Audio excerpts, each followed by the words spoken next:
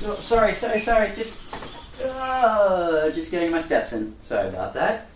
Welcome to the Weekly Salvage. We've got a problem with antibiotics. If we use them too much, they stop working, which means biologists are constantly on the hunt for new antimicrobial compounds. One of the most promising sources of new antibiotics are sponges. In the last 20 years, 145 different novel antimicrobial compounds have been found in marine sponges. And for the first time, that list now includes a deep-sea sponge. These glass sponges, which dwell in the deep North Atlantic, play host to bacteria that produce antimicrobial compounds that kill MRSA along with other drug-resistant pathogens. Hey, it's a good news story for once. Except, of course, the deep sea is threatened by myriad human ventures, which is yet another reason why we need to dramatically increase the pace of ocean exploration ahead of any extractive industry and secure strong protections for biodiversity in areas beyond national jurisdiction.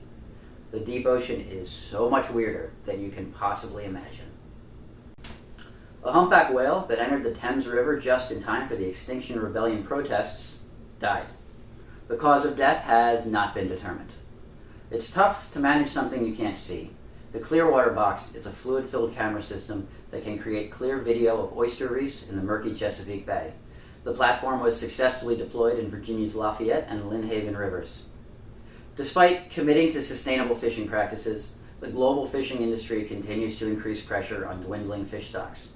Ocean-faring nations spent $22 billion on harmful fishing subsidies last year. The world's largest container ship is under construction at Samsung Heavy Industries. The 27,764 20-foot equivalent unit ship will haul cargo for Evergreen Marine Corporation. They even put green right there in the name. That's probably good, right?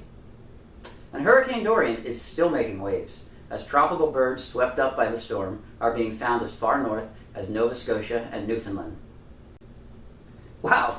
We managed to make it this far without talking about ocean plastic. Well, buckle up, cowboy. In multi-decadal increase in plastic particles in coastal ocean sediments, researchers in California have conducted the first long-term assessment of microplastic accumulation in ocean sediments. By taking sediment cores in the Santa Barbara Basin, they were able to assess the accumulation of microplastics from 1834 to 2009. Plastic accumulation increased exponentially after 1945, with fibers comprising the vast majority of microplastic contamination. This study provides further support for the Anthropocene as a geologic epoch, with distinct signals, and links the great acceleration to post-Second World War industrial development. Not surprisingly, they found that plastic deposition was strongly correlated with plastic production, suggesting that, of course, the best way to keep plastic out of our oceans is to produce less plastic. Ooh, shiny, different set. Last week I mentioned that ABS is not a good material for 3D printing ocean tools, and a few people asked why. ABS is one of the more noxious materials used in 3D printing, with fairly nasty fumes that require really good ventilation to work with. On top of that, printed ABS has been shown to be toxic to marine life, though in very concentrated dosages. It's generally been on the way out in the 3D printing world, since it's not a particularly versatile material in general, so you're better off avoiding it unless you have a specific need. So what do I use? For almost everything, PLA. PLA is your basic corn plastic, so it's not a product of oil refining. That's nice.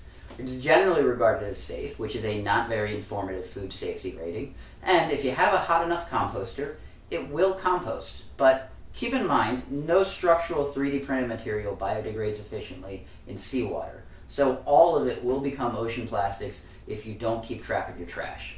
Unless you have a specific or exotic need, PLA is almost always going to be your best bet. And while we all dream of the circular 3D printing cycle, where used prints are reconstituted into new filament for the next print, we're not quite there yet. So thank you for watching. Don't forget to subscribe and ring that ship's bell. If you want to support the Weekly Salvage, head on over to my Patreon campaign. And to read more about 3D printing and the environment, check out the links below.